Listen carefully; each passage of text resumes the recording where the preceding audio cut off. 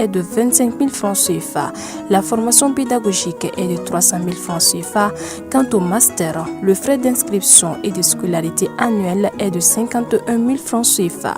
Et pour la formation pédagogique est de 500 000 francs CFA par an. Enfin, le doctorat, le frais d'inscription et de scolarité annuelle est de 65 000 francs CFA. Comme formation pédagogique est de 1 200 000 francs CFA. Les places sont limitées. N'attendez pas la dernière minute pour garantir votre admission. Une seule Madame Damele Madna Susoro, Agokabe Wele Bla, Moto Sinflatigu, Sinsabatigu, Ani Katakatanintugu ma au Munumbe, ni Kado Kafo, Aka Bulmafen, no Mabugunatike, ni Abewele ko numéro d'immatriculation, au Masigi Aka, Auka Fereke, Ninga Auka Sebenko Blasienka Jona, Yasa Kaseka Auka Bulmafen, Ka Olu Bugunatike, Obara Numena Damene, Ntenendo Juan Kalo Kletan, Ani Duru Sambafla, Ani Mogan Woro. Yasa Obara Ukasira Soro, Ministry So, Agachageda Nyamoga Suba Mimbeni, Onyashinembe, Srabata Agasin Kouma, ni Abewele ko direction générale des transports ale ni abulu fara munumbe marabolo ni sigidaw bela jelen kono u kemeni nga fere u bestigi senka mu koson kasika nunu bara nunu damne ku ke kasi u dana sabula bolumafɛn sen fila ani sen saba ka taa se katakataniw n'a ɲɔgɔnna wɛrɛ ma minnu bɛ ni u ma bugunlatigɛ fiyewu olu bolili bɛna kɔn mali siraba bɛɛ lajɛlen kan wa maa tɛna bɔ maa la maa minnu bɛ ni olu bɛna i k'a dɔn u tulo gɛlɛya ka ni sariya ninnu sɔsɔ ɲangili bere bɛ ka u makɔnɔ k'a daminɛ sefa wari dɔrɔmɛ 200 la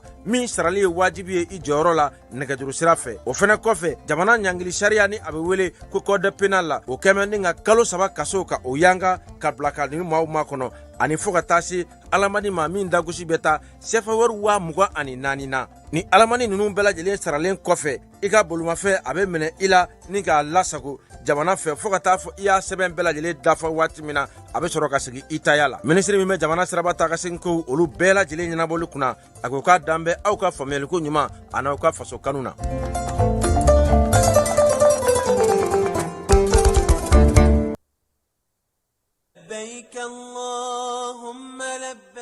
Agence Dunia Travers Service ako abibu nyamasegi foli kɛ ka ɲɛsin a ka sango hiji denw ma aw minnu ye danaya ta ka da kan aw ka hiji labɛn ni a kɛcogo ɲuman na n'an taara hɛrɛ la ka segin hɛrɛ la dumuniw ka ɲi bɛrɛbɛrɛli ka ɲi n'an mago bɛ diɲɛ fɛn fɛn na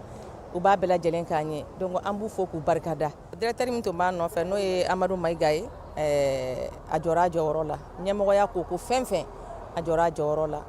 ka nisɔndiya mɔgɔw la ka mɔgɔw bɛrɛbɛrɛ ka koto mɔgɔw t'a la mɔgɔw tɛ min dɔn k'a ɲɛ yira mɔgɔw la an y'o baara de sɔrɔ duniya la kumu kelen kɔnɔ a ko ka aw bɛɛ lajɛlen laduniya silamɛ minnu bɛ Mali kɔnɔ ani minnu sigiyɔrɔ bɛnnen don diɲɛ jamana wɛrɛw ma k'a fɔ san wɛrɛ o hiji ni o umura o baaraw labɛnw daminɛna ka ban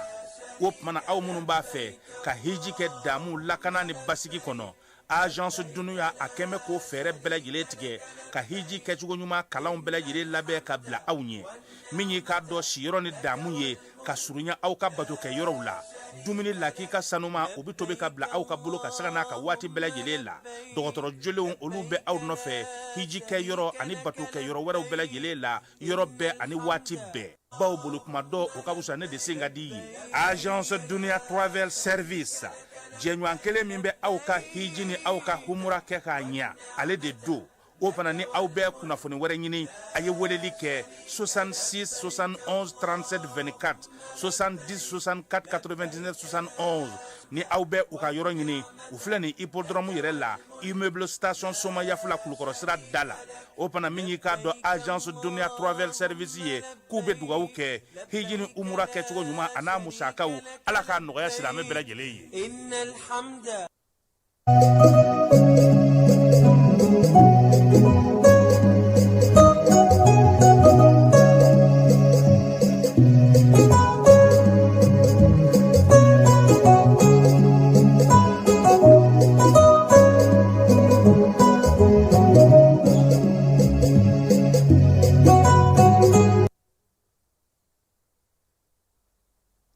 Filɛbaw ani an lamɛnbaa cɛ ani muso denmisɛn ani mabakɔrɔ k'aw bɛɛ lajɛlen fo k'aw bɛɛ lajɛlen waleɲuman dɔn bi ye araba ye min ye juillet kalo ale tile 29 ye bi ye san 2026 min ye kalo in ye a fana bɛ k'i sɛnsɛn ka se a fori yɔrɔ la Mali wolomasiri taba ka wulikajɔ ɲɔnɔnkaw fɛ yen yɔrɔ furan bɛ sen na ye kosɛbɛ armée ani irisilakaw kɛlen don ka taa tugu bamacɔwale ni wale kabaw la ye jafara bɛ kaw fɛ balo tɔni 48 wolomasiri tabaw sera ka don ni o ye ka tila ka taa min ye numu bozokaw fɛ yen ka taa min ye donso minnu bɛ yen n'olu ka se ka ɲɔgɔn kuma ɲɔgɔn ya Bamakɔ yan min ye wolofaw ka Senegali jamanakuntigi ye ale tun bɛ taama na an fɛ yan ɛri damadɔ taama Basiru Jomayi Jakar Fayi a ko ko a nana balimaya sinjiya teriya taama na boloniɲɔgɔnma bɛ se ka sinsin cogo min ko a tigɛra da o da la Mali k'a jate k'a fɔ ko ale ni Mali ni Senegali kɔni bolo bɛ ɲɔgɔn bolo o la sa min ye baaraba minnu kan ka boloda a y'i da don olu dɔw la kɛrɛnkɛrɛnnenya la Falaye n'i ye président nalen i ka jamana la u ni ministre minnu bɛ na i b'olu de jateminɛ o kɔrɔ ko kuma kɛra olu de ka ko kan wolomasiri taba ministre tun b'u fɛ yen u ka dugujukɔrɔko ministre tun bɛ yen ani u ka jamana ni jamana cɛ siranabɔ ministre o y'a la belebeleba sabaw ye o kɔrɔ ko kuma ninnu ye tali kɛ o de la kosɛbɛ n'an tilara k'an da don a la an n'an ka farankanw kɛ ale ko la Gaberokaw fɛ yen Gao mara la bin kɛra dugɔjɔla dɔw kan an na o fana walawala Kulukoro sɛnɛkɛlaw y'a yira sa k'a fɔ bi ko sɛnɛ kɔni tɛ taa minɛn minnu kɔ k'olu sɔngɔ yɛlɛlen don Kajolokaw fɛ yen plaki 560 o sera ka di dugudenw ma plaki dilan daminɛ ni sisan cɛ Bakɔrɔni k'o di maa minnu bɛ yen n'olu y'u sigiyɔrɔ bila Gwa 249 Kulukorokaw fɛ yen maa minnu kɛlen k'o sigiyɔrɔ bila k'u ka bolomayɛlɛma kɛ n'o ye Bafula bɛ baki 2 faralen kɔfɛ min ye armée ye a taara ni pont fana ye pont min bɛ yongo ji sanfɛ n'a fɔ ma ko pont flottant baara bɛ se ka nɔgɔya cogo min na min ye Bafula bɛ ale ba fanfɛla la sa an ka cɛ de n'o o ye Jalo ye ale na a da don o la ka ɲɛfɔli kɛ an ye kuma la kumaba ye nin ye kɔkan kibaruyaw an na dɔ fɔ olu la min ye Zinedine Zidane Falaye k'a masayara dɛ ɔhɔ a k'a jija dɛ a fɔra min kɔ kungokolo fandanbanda Didier Deschamps a kɔrɔ de to ye de ba foro tɛ de n ko ba bilenmanw fana fɛ yan sanji bi yan selikɛnɛ bi yan n'olu fana ye foro kungokolo fandanbanda tɔgɔ da Falaye u ma kojugu kɛ dɛ nin ye an don k'an ye sɔgɔma in na foli kɛrɛnkɛrɛnnen k'a ta k'a ɲɛsin duwansaw ka député ma Ilias Guro min ye Sky Mali maaw Falaye an b'u fo sɔgɔmada in na polisiw an b'u ka foli kurakuraya Falaye polisi minnu bɛ jamana kɔrɔnfɛ fan fɛ k'a daminɛ Lere Nampala Sumpi Ɲafunge Gundam Dire Gurumara Rus Gao dugu kɔnɔna Tɔnbɔkutu dugu kɔnɔna Menaka dugu kɔnɔna minnu tun bɛ Kidali n'olu sigilen don bi Gawokaw fɛ Falaye k'an b'u fo wulikajɔ ni cɛsiri kɛlɛdagaw la min ye polisilakaw ye k'u fo k'u waleɲuman dɔn kunun ko polisi commissaire de ye n wele Falaye ko n'i donna polisi la ko poste de police bɛ yen k'o ye fɔlɔ ye accueil bɛ yen police judiciaire bɛ yen brigade de recherche bɛ yen CI bɛ yen ko n kana ɲinɛ k'a fɔ ko commissaire fana n'a ka dankan ka bureau fana bɛ yen n k'o ye tiɲɛ ye Modi Ɲagate Yirimajɔ polisiso la an b'a fɔ ale ni Moribo Ka an b'u fo ka wulikajɔ n'u ka cɛsiri la ale ni polisiso kura min fana dayɛlɛlen filɛ nin ye Segu sira la ye Falaye olu fana bɛ baaraba de la ye a da bɛ olu ye Sunatulu yan n'an ka 1008 logement polisiso Falaye ninnu bɛ baara la su ani tile k'u bɛɛ lajɛlen fo nin ye an don k'a ye bi sɔgɔma in na han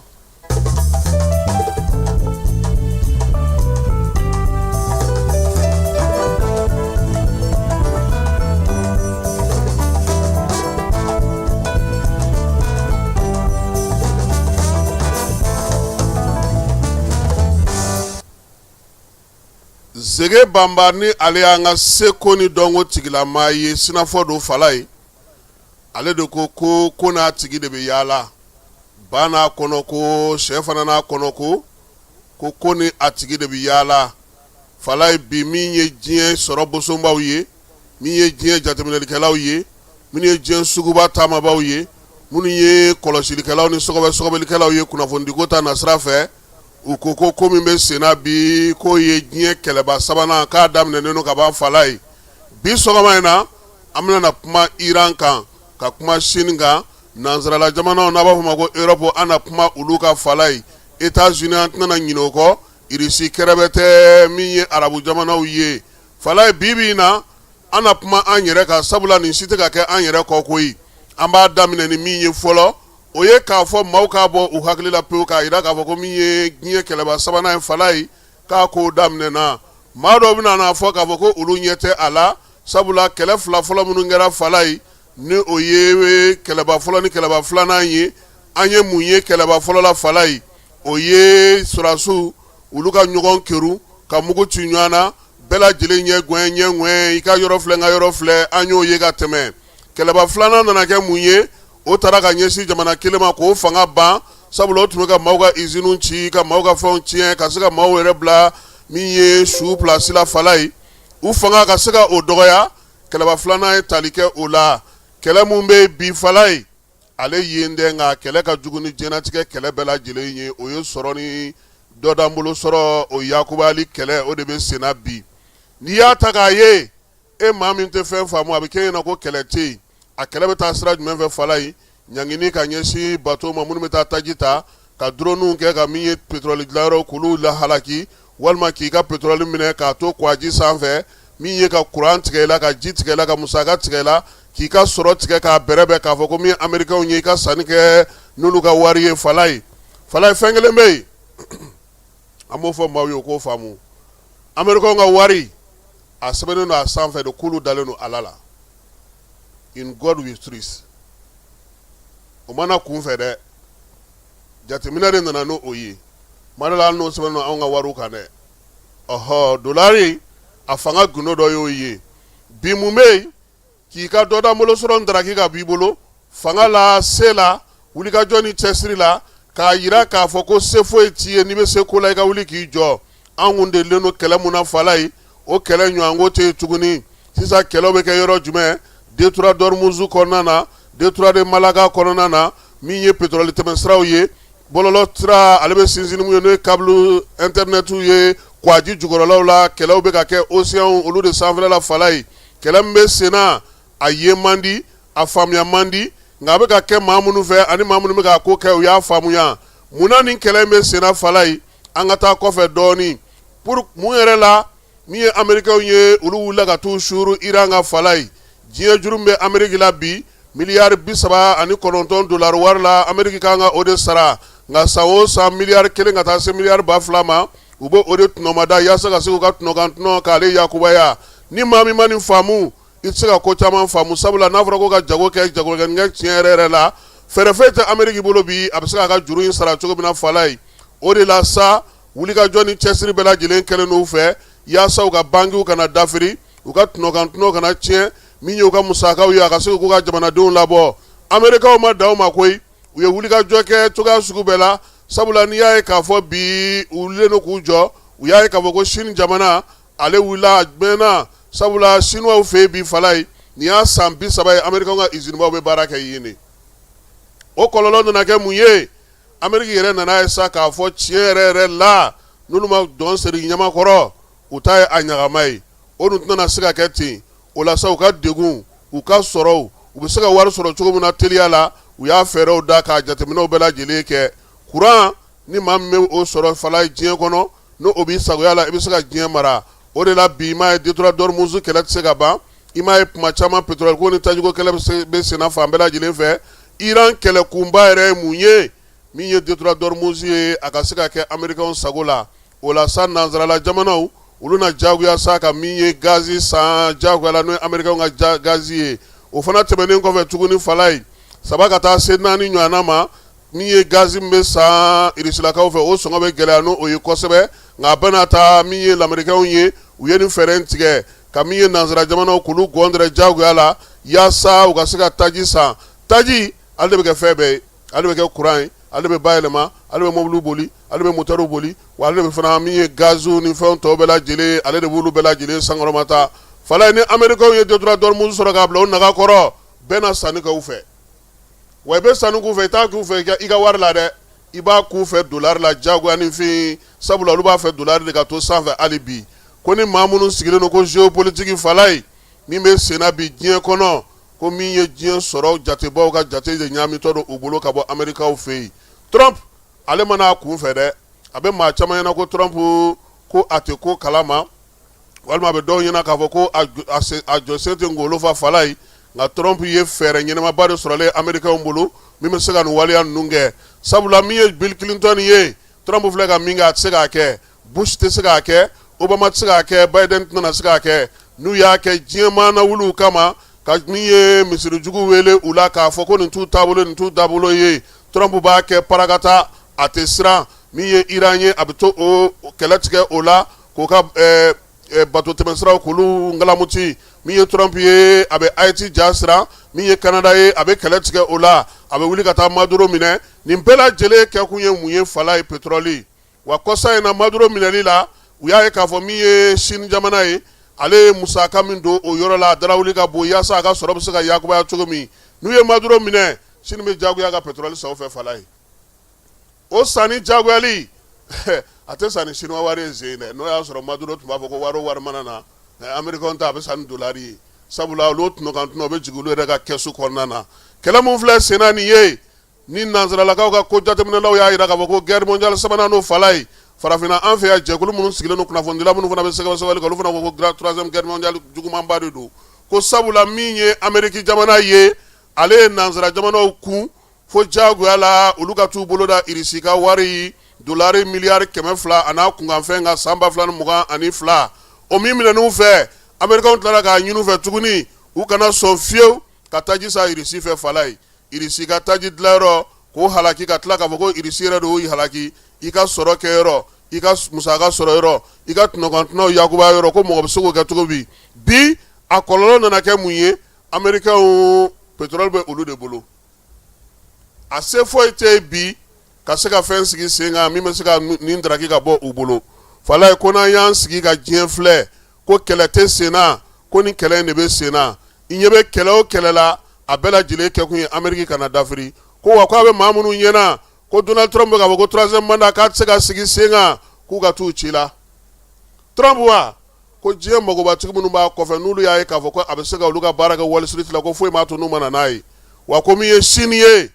ko maa tɛ se k'i jigi da ale ka fala ye ale bɛ jago kɛ ni diɲɛ bɛɛ ye ani Israɛliw bɛ jago kɛ ani arabu jamanaw bɛ jago kɛ ani Amérique jamanaw bɛ jago kɛ ani min ye farajɛla jamanaw ni farafinna jamanaw bɛɛ lajɛlen bɛ jago kɛ ale ni Turki kɔni olu ta kɔni kɛlen don bɛɛ lajɛlen bɛ jɛ ka jago kɛ n'u ye wa u yɛrɛ bolo b'a bɛɛ lajɛlen na ko kɛlɛ minnu filɛ sen na nin maa caman ɲɛna k'a bɛna na Venezuela bɔ bolo la ko Chine bɛ maada kɔrɔ dɔn ni o balawu ye sabula balawu o kɔlɔlɔntan tɛ o bɛna na ale mago sa bi u na sɔn sa ka taji san Américains dungɔda la nka Amérique fana sigilen don mun ka fala ye sobo bɛ ka caya baarakɛbaliya bɛ ka caya fɔnkɔɲɔgɔnkɔ bɛ ka caya min ye jamana yɛrɛ taa siraw ye a magoɲɛminɛw na a yɛrɛ sinsinnen don fɛn minnu kan n'u dɔnnen don n'olu ye usine minnu bɛ ka segin denmisɛnninw bɛ ka sobo fisaya ni olu baaraw ye ko kɔlɔlɔntan tɛ Trump ka troisième mandat ko mankan mana wuli ko maaw bɛ sɔn ka jigin kare kɔnɔ ko nka ko sɔrɔdasiw tɛ dɛ maa minnu bɛ nana jigin zen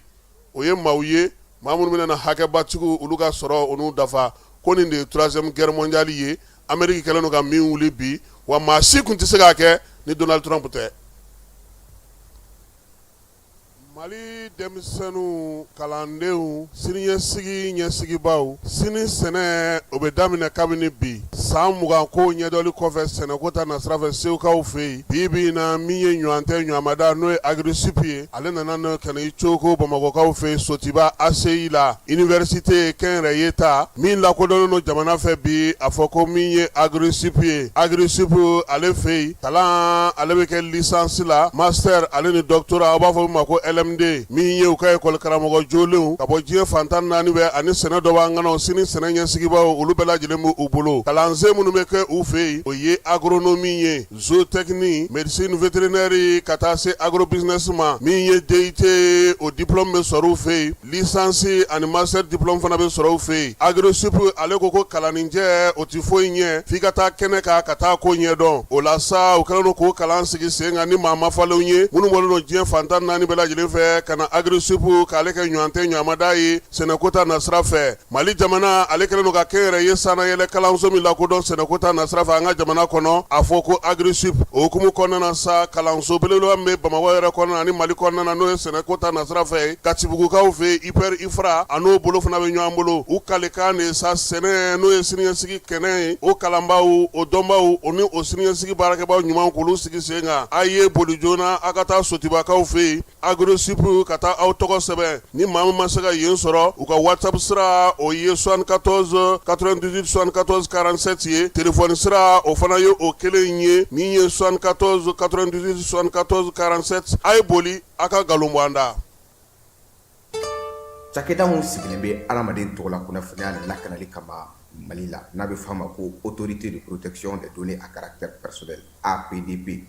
u kɛlen don ka wulikajɔba daminɛ Bamakɔ suguba kɔnɔ. Wulikajɔ in laɲini ye jumɛn ye? Ka ɲɛfɔli kɛ, ka fɛsɛfɛsɛli kɛ ani ka suguba kɔnɔ mɔgɔw dɛmɛ ka formalité déclarative ka se ka o musaka sara ka sɔn ka wuli ka bɔ u sigiyɔrɔ la. Formalité déclarative bɛ se ka ta vidéo surveillance kan, a bɛ se ka ta gestion clientèle kan, a bɛ se ka ta gestion de la paix kan, o n'a ɲɔgɔnna caman. Missionnaire ninnu u labɛnnen don APDP gilet la ka APDP badge d'u ma ka tila ka ordre de mission officiel dilan ka d'u ma. Formalité déclarative ninnu a musaka bɛɛ lajɛlen bɛ se ka sara Trésor Paye fɛ. Trésor Paye ye falandɛrɛ dayɛlɛlen ye jamana ɲɛmaaw fɛ walasa jamana kɔnɔdenw bɛ se k'u ka redevance bɛɛ lajɛlen sara ka sɔrɔ k'u ma wuli ka bɔ u sigiyɔrɔ la. Trésor Paye bɛ labaara i ka téléphone ou bien ordinateur fɛ. O musaka ninnu saralen a jagoyalen don APDP agent kan u ka reçu d'i ma reçu min sanfɛ i b'a ye i ye musaka min bɔ i y'a bɔ kun min na QR code dɔ b'a la i bɛ se k'o scanner walasa ka a sɛbɛntiya k'a fɔ k'i ka sarali ɲɛna. APDP b'a da jamana kɔnɔdenw tulo kan k'u ka agent minnu bɛ terrain kan u labɛnnen don ni gilet ye ka tila ka APDP badge d'u ma ani APDP ordre de mission officiel. Nin wulikajɔ in fɛ APDP bɛ k'a ka service gɛrɛ jamana kɔnɔdenw na walasa adamaden tɔgɔ la kunnafoniya lakanali bɛ don ba la an ka jamana kɔnɔ.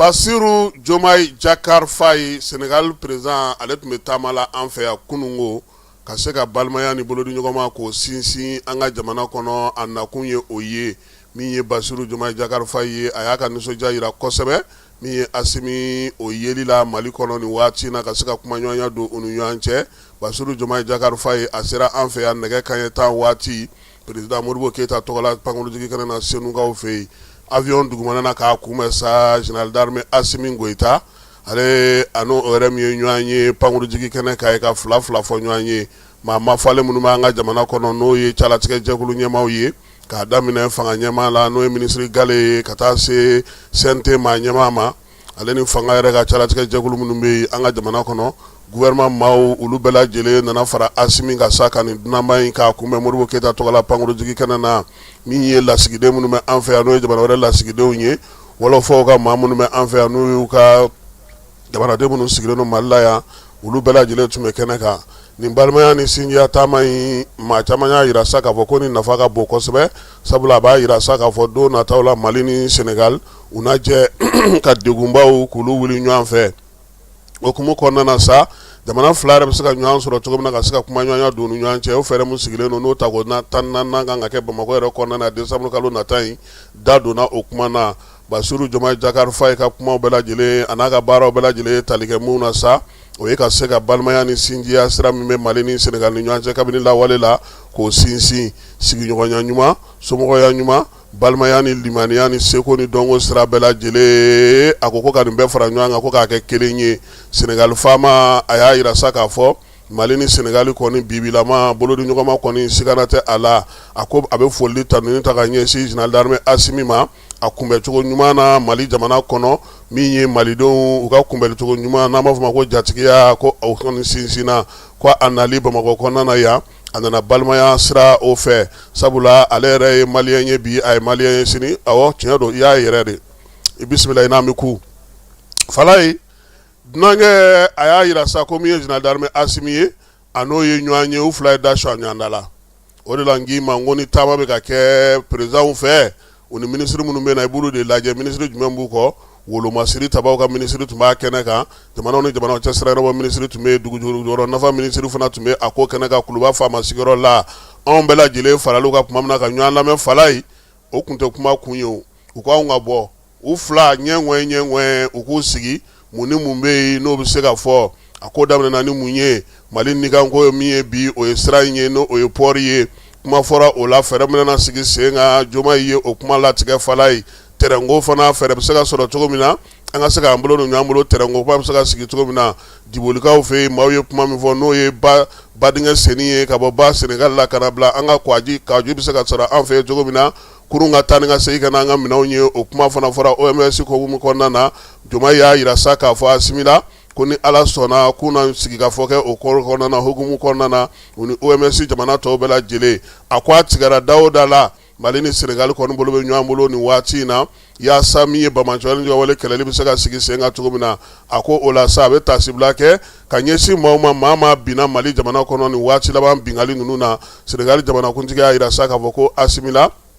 o waleya fɛn fɛn kɛra ka ta ka ɲɛsin Mali ma a b'a bɛɛ lajɛlen kɔn fo ka se a dan na ko sabula min ye fugariya ale ni jitɔw olu ka baara de ye nin ye ka min ye nin waleya cɛjugu ta ka ɲɛsin Mali jamanaba in ale ma a ko fana k'a bɛ tasibila kɛ ka ɲɛsin maliden fɛn fɛn binna maliden fɛn fɛn bɛ degun kɔnɔna nin waati in na sa ko Ala ka nɔgɔya da kɛ u bɛɛ lajɛlen ye an ka furew ko Ala k'olu bɛɛ lajɛlen dayɔrɔ sumaya bɛɛ ni kelenya cɛ fɔ ni kan bɛɛ ko bolodiɲɔgɔnma bɛna kɛ min ye Diomaye Faye ye a ka kuma kɔnɔna na Kuluba faama sigiyɔrɔ la u tilalen baara bɛɛ lajɛlen na tuma min na a ko ale kɔni nana ka na fuguri bɔ dabada la décembre kalo tɛmɛnen in na nka sen ta bolodiɲɔgɔnma yɛrɛ bɛ se ka taa sira min fɛ sabula jamanakuntigiya a b'a bolo min ye AES CEDEAO fana ɲɛmaaya fana bɛ a bolo Senegal faama y'a yira sa k'a fɔ ko jamana filaw bɛnnen don cogo min a ka d'ale ye Mali ale kana sɔn fiyewu k'i yɔrɔ janya CEDEAO la u ka fɛɛrɛ sɔrɔ olu bɛ se ka sigiɲɔgɔnya kumaw fɔ cogo min na kuma tɛ jamanaw dulonnen don ɲɔgɔn na u tɛ se ka taa ɲɔgɔn kan u ka degun bɛɛ lajɛlen ye kelen ye a y'a yira sa k'a fɔ ko a kɔni ye ko o ko da yira Asimina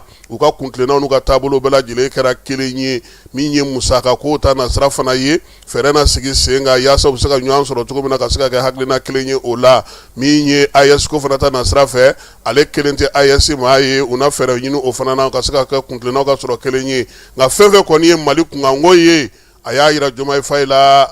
u bɛɛ bolo bɛ ɲɔgɔn bolo o hukumu kɔnɔna na nka min ye OMS ta fana ye Diomaye y'a yira sa k'a fɔ hali UEMOA fana kɔnɔna na fɛɛrɛ minnu kan ka sigi u na wulikajɔ kɛ ka cɛsiri kɛ yaasa Mali jɔyɔrɔ a ka se ka sinsin cogo min na a y'a yira sa k'a fɔ ko min ye nin taama in ye a ka d'ale fana ye fala ye an fana ka taa fɛ yen han sen kelen tɛ sira bɔ.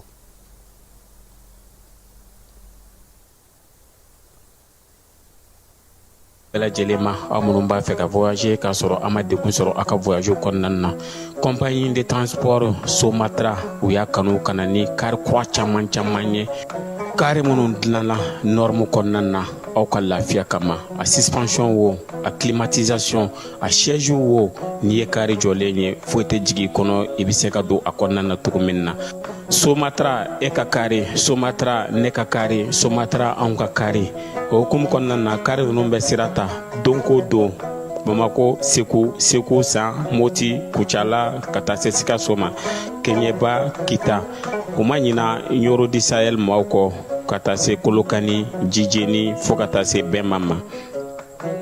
Somatra fiɲɛ foroko Somatra ka wuli hɛrɛ la ka se hɛrɛ la.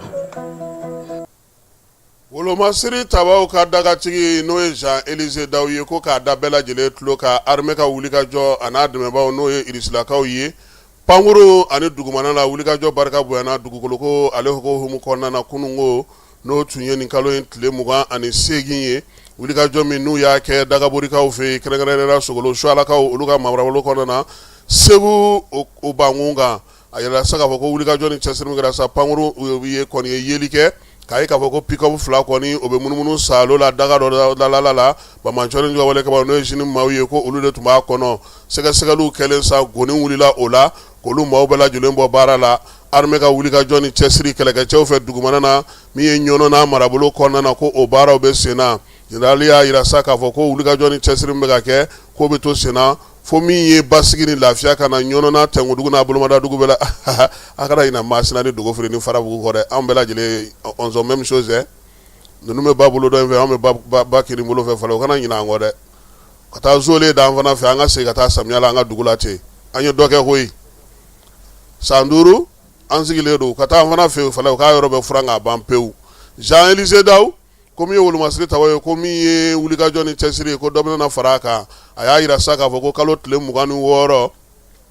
Jafara bɛ k'aw fɛ yen min ye Tɛnɛnkun cercle kɔnɔna na kɛrɛnkɛrɛnnenya la Nuhu Bozokaw u taara olu fɛ yen Kwakurukaw ani Jene marabolo kɔnɔna na u ye yen fana bɛɛ lajɛlen munumunu salo kɛ min ye armée sa ale kɔni wulikajɔ kɛ sa ka taa balo tɔni 48 ale ni balo dumunifɛnw nɔnɔw sukaro ni tulu ka taa n'olu ni furaw bɛɛ lajɛlen Jafara bɛ k'aw fɛ yen wulikajɔ in sa ale senfɛ u y'a yira sa k'a fɔ ko min ye donbolo kɔni kɛra yaasa min ye dugudenw ye olu bɛ se ka lafiya sɔrɔ cogo min ni nana fara waleya kan waleya min kun kɛra min ye kalo tɛmɛnen kɔnɔna na o ban waati an bɛ taa jafara bi diripa ale ye ja min ta kununko balo doni ko la an ka jɛ ka o filɛ.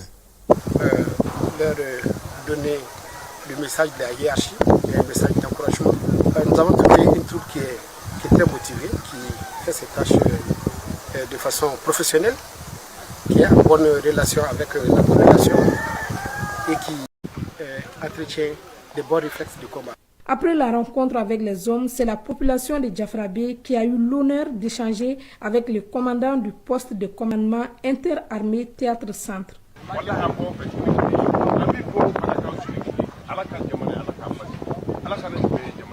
Il a ensuite poursuivi sa visite dans le village de Nuhubozo qui a tant souffert des attaques et blocus imposés par les terroristes. Ils ont ainsi reçu des sacs de riz offerts par la hiérarchie militaire. Nous savons que la population de Nuhubozo a été très républicaine, elle est restée fidèle aux efforts, aux femmes. Donc le CMGA donne gracieusement cette plateforme afin de soulager de leur peine. Ces dons ont redonné le sourire aux habitants de Nuhubozo.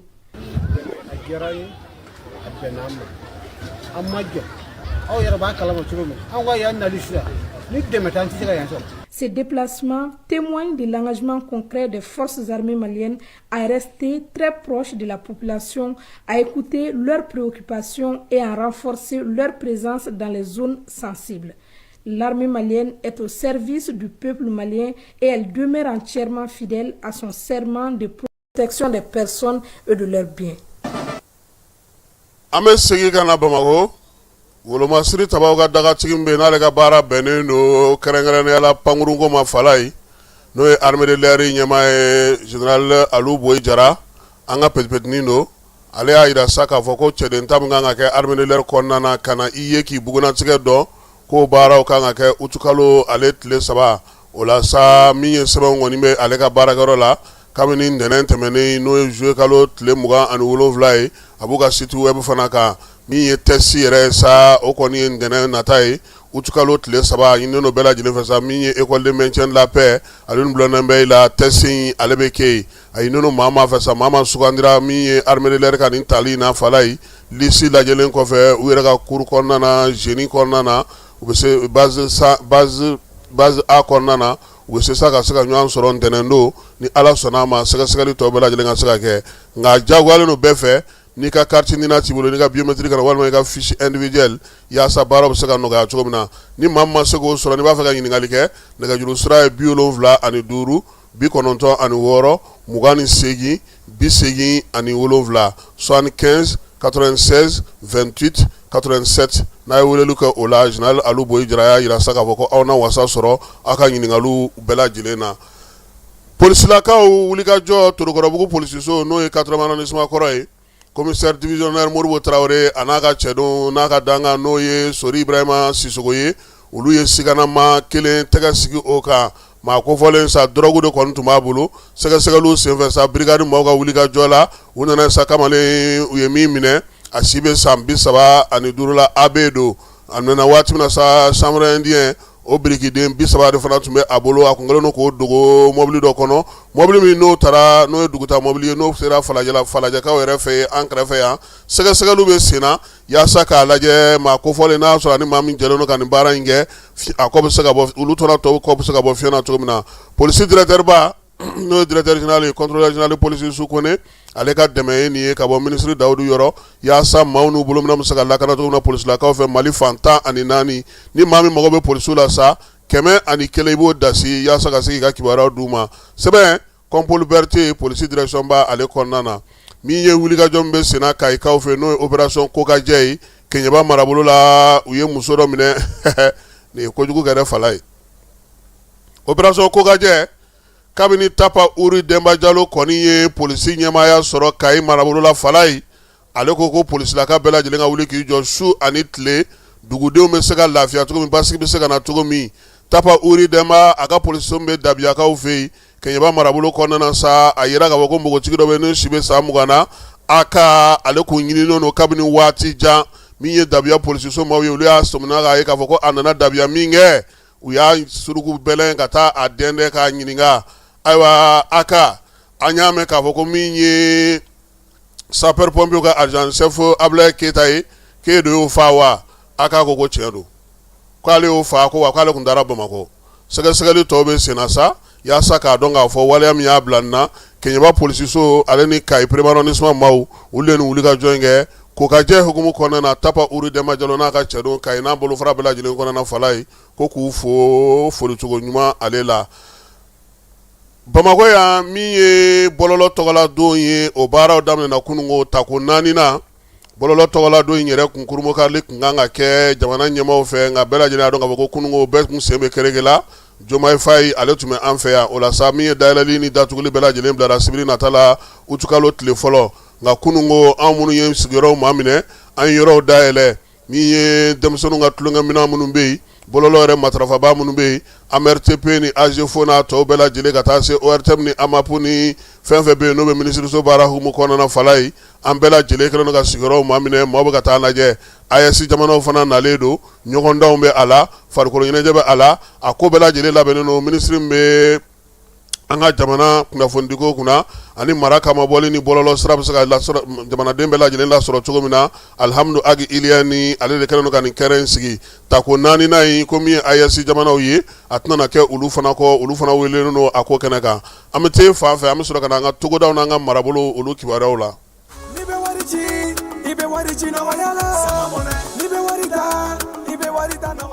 Sama mɔnɛ bi maliyɛnw jɔrɔna ko n'u hamina ko dɔn o de la sama mɔnɛ ma fɛn fara a ka wari cili musakaw kan wa a ka nɔgɔn ni Mali wari ci siraw bɛɛ ye a ma da aw ma dɛ sama mɔnɛ bɛ dɔ fara aw de kunna wari kan ni wari bonisi ye awɔ ni wari bonisi ye kɔni aw ka sanni kɛ aw kɛ ni sama mɔnɛ application ye aw bɛ wari sɔrɔ aw ka compte bonisi la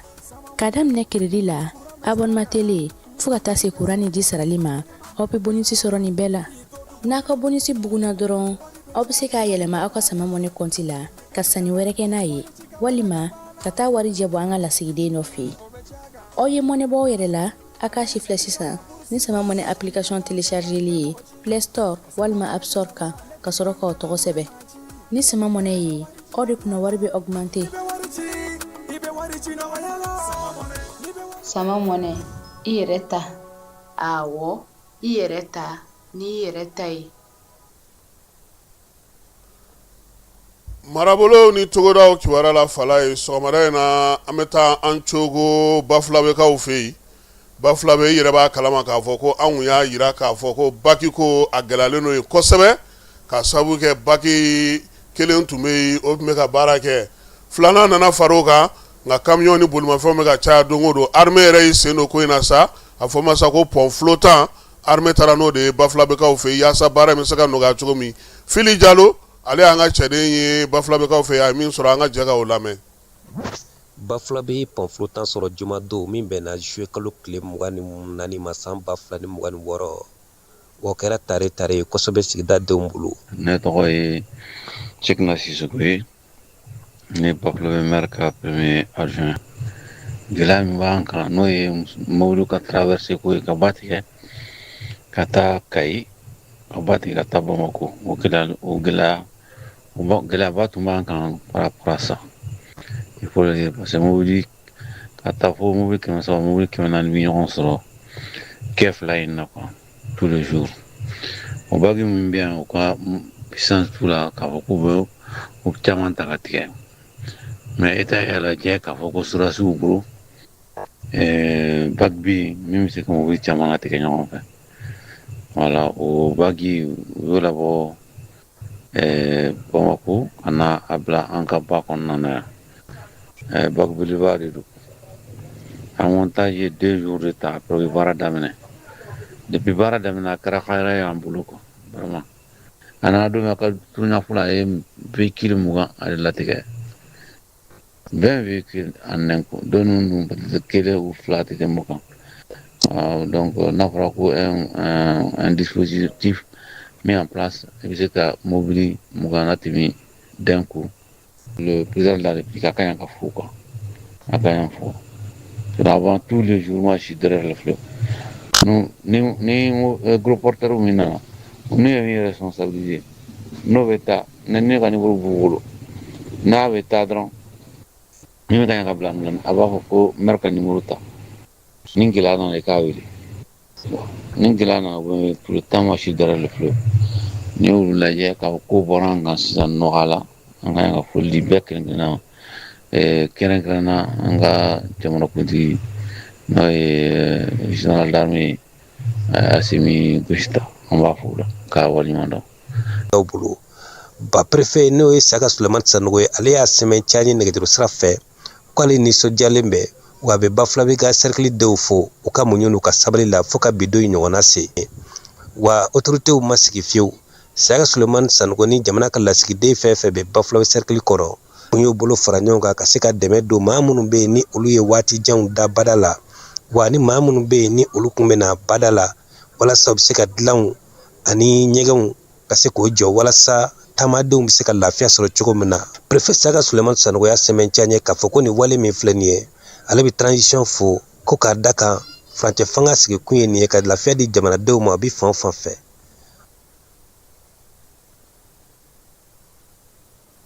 Gao marabolo kɔnɔna na Gabero commune kɔnɔ kɛrɛnkɛrɛnnenya la maa minnu tun bɛ ka taa dɔgɔjɔ la kari tɛmɛnen nɛgɛ kanɲɛ 15 ni 16 ni ɲɔgɔn cɛ sa dɔgɔjɔla ninnu kɔni sigitɔ ka bɔ sugu la bin kɛra olu ka Hausa Fulanikaw olu fɛ Gabero marabolo la maa minnu waleya kɛra maa minnu ɲɛna sa u y'a jira sa k'a fɔ ko Tojeli dugu yɛrɛ kɔnɔna na n'o ye Garuguna ye maa caman bɛ sa olu bolominɛw kɔni minɛ o la ka taa n'olu ye bamanjɔle kɛbaa ninnu kɔni ye mugu ci sanfɛ maa kelen o joginn'o la min ye chauffeur kɛ ani ni passager dɔw u y'a jira sa k'a fɔ ko waleya in kɔni a kɛra yɔrɔ min na u ye duuru don fiɲɛ na ka taa n'u yɛrɛ ye ka maaw fililen to u kɛlen k'u bolominɛw bɛɛ lajɛlen bɔ u kun Kulukorokaw fɛ yen bi maa minnu kɛlen don k'u sigiyɔrɔ bila n'o ye Gwa 249 ye dɛmɛ bɛ ka taga don olu ma sa Jibila min ye Subangaw olu fɛ yen Kulukoro marabolo kɔnɔna na nin waleya bɛ ka kɛ ni mun ye sa o ye ka bakɔrɔni k'o d'u ma yaasa u bɛ se k'u boloma yɛlɛma n'o ye cogo min na dɔɔni dɔɔni k'u ka sɔrɔ k'olu yakubali baaraw kɛ maa minnu bɛ sa ni nin bagan ninnu taara ka di olu ma dɛmɛ don dɛmɛ b'a to sa u yɛrɛ bɛ se k'u yɛrɛ dɛmɛ waati nataw kɔnɔna na sabula ko ba buguni k'o ka teli kosɛbɛ fala ye Aïssata Arama ni ale bɛ maaw fɛ maa min y'a sigiyɔrɔ bila sa ka na ka bɔ Tomiyakaw fɛ ale fana y'a jira sa k'a fɔ ko nin waleya in kɔni bɛnna olu ma sabula bololaminɛ baara yɛrɛ sɔrɔ jɔrɔ b'u la kosɛbɛ u ka nisɔndiya yɛrɛ ye min ye o ye k'a fɔ ba min filɛ n'u bolo nin ye nɔnɔ o bɛ se ka san min ye ba yɛrɛ fana ye ni fila kɔni don ka ban cɛ ni muso fala ye o ye an da ye sa bɛ taa kuncɛ yɔrɔ yɔrɔ bɛ kɛ batigi ye sabula ba buguni ale ka teli min ye dɛmɛ in yɛrɛ bɛɛ lajɛlen kɔfɛ u y'a jira sa k'a fɔ k'u bɛna fɛɛrɛ fana sigi sen kan u bɛ se ka latɔbɔtɔ cogo min na k'u dɛmɛ min ye denmisɛnnin minnu b'olu bolo k'olu ka kalanko fana lajɛ san 5 nata in kɔnɔna na nin fɛɛrɛ bɛɛ lajɛlen sigilen don sa Mali n'a dɛmɛbaga jɛkulu fɛ kɛrɛnkɛrɛnnenya la Kulukoro mara kɔnɔna na Kulukorokaw fɛ halisa sɛnɛkɛlaw y'a jira sa ko sɛnɛ kɔni tɛ taa fɛn minnu kɔnɔ n'o ye sumansi ni nɔgɔ ye k'olu sɔngɔ gɛlɛyalen n'o ye kosɛbɛ bi min ye sɛnɛkɛlaw ye a kɛlen don ka sunɔgɔ tigɛ ka b'u ɲɛ na angɛrɛ min bɛ yen n'a a bɛ f'o ma ko angɛrɛ simiki ale kɔni taalen yɛrɛ sɔrɔ 5000 la min ye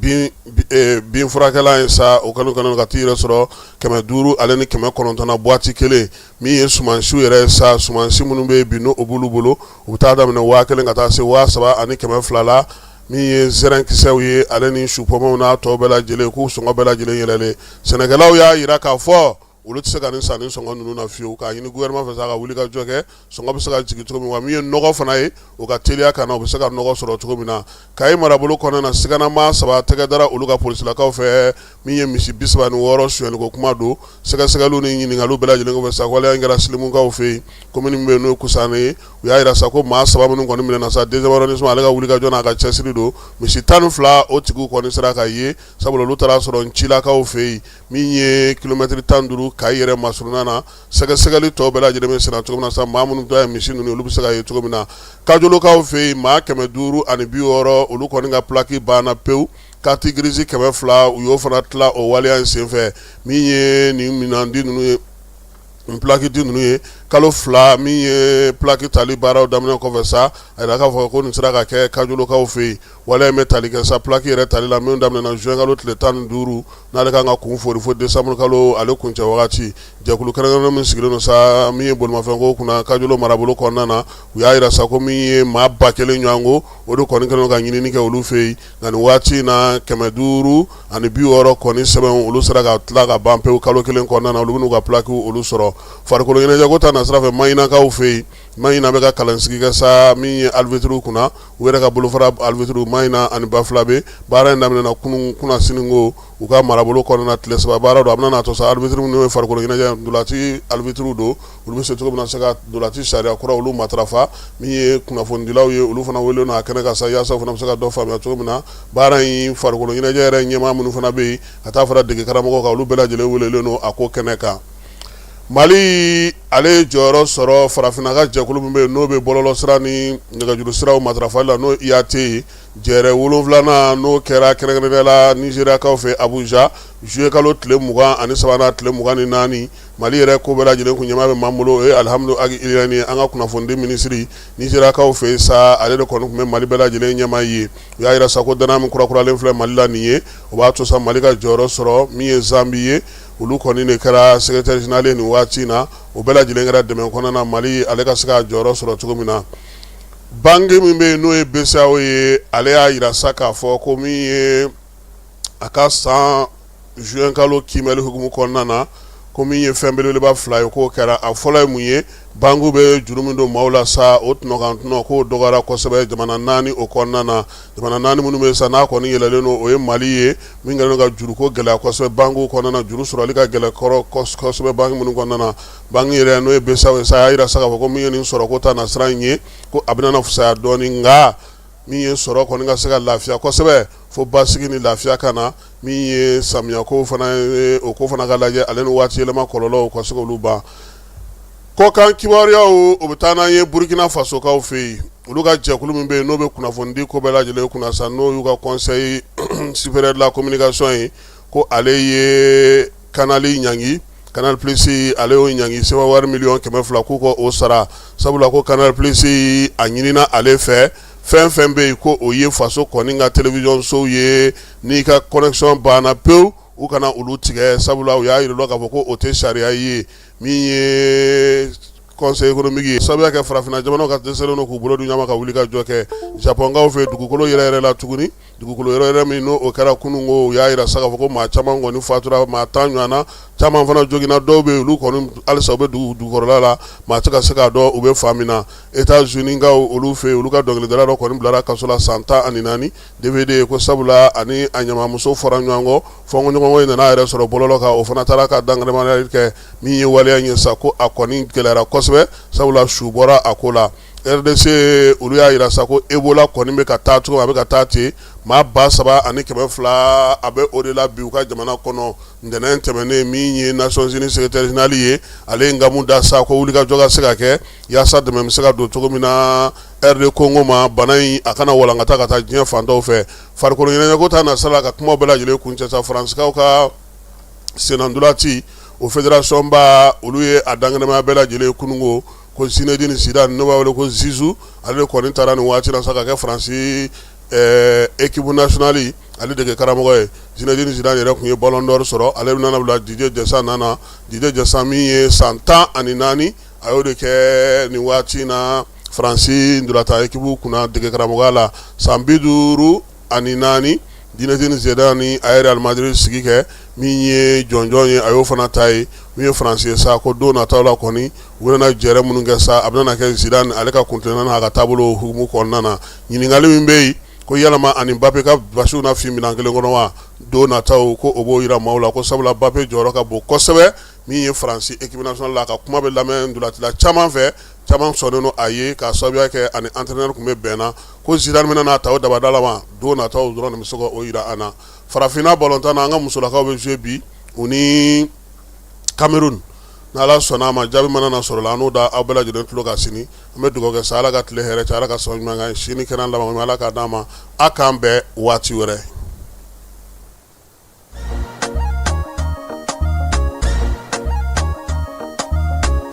aw bisimila hôtel Lafiya la n'i ko hôtel Lafiya wulikajɔw bolodalen don walasa aw bɛ se ka lafiya sɔrɔ cogo min na ani hakilisigi aw ka séjour la anw fɛ Mopti yan kɛrɛnkɛrɛnnenya la Mopti Sevare ka kɛ ni kurantigɛtigɛ ye min ye hôtel Lafiya Sevare ale ye wulikajɔw boloda ka se ka min ye awa fɛɛrɛ kɛrɛnkɛrɛnnen dɔw ta walasa aw bɛ se ka lafiya sɔrɔ cogo min na aw ka séjour la hôtel kɔnɔna na n'o ye ka panneau solaire installé min ye kurantigɛtigɛ o degun aw kana o ye séjour la l'hôtel yɛrɛ kɔnɔna na réservation ka kɛ kabi sisan min b'a to aw bɛ se k'aw ka séjour kɛ k'a sɔrɔ tɔɔrɔ tɛ aw kan degun tɛ aw kan hôtel Lafiya. Hôtel Lafiya ale filɛ ni Sevare Bangetaba yanni ka se aéroport sirafara ma station laban i kiniboloya fan fɛ i bi jigi o carré fɛ mètre 200 bɔɲango Hôtel Lafiya ale cokolen bɛ i kiniboloya fan fɛ i bɛ se ka weleli kɛ nɛgɛjuru siraw fɛ 21 42 14 11 76 01 01 98